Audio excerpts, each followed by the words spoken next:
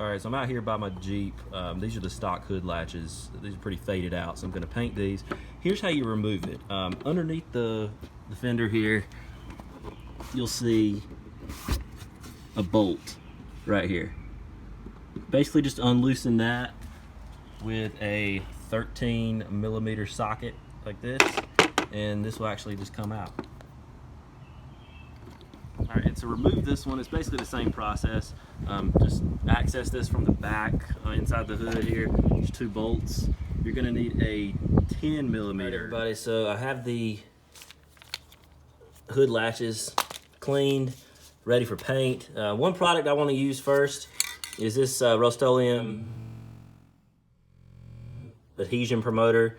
You know, vinyl, plastics, and fiberglass. They say you can use this for. So I'm gonna do that just to make sure the paint sticks to these. I've got another Rust-Oleum paint that I'm gonna use for these. But to make sure it binds to plastic, since these are plastic, just pick up a can of this. I think it's like $5 to $10. I'll leave a link to this as well. But I'm just gonna spray a light coat on here and maybe come back and do another coat, and then we'll be ready for paint.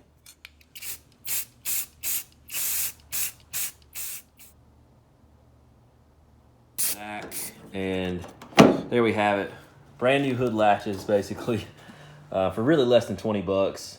Really, you just need that adhesion promoter and a spray paint. I'm just using a Krylon product you can paint over stuff like this with.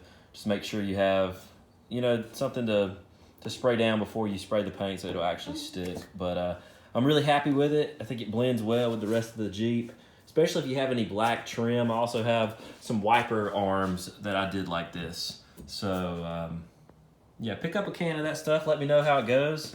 And check out these other videos if you want any other modification tips or painting tips. I'm also spraying a license plate holder as well, so check that out. And until next time, hope you guys have a great day.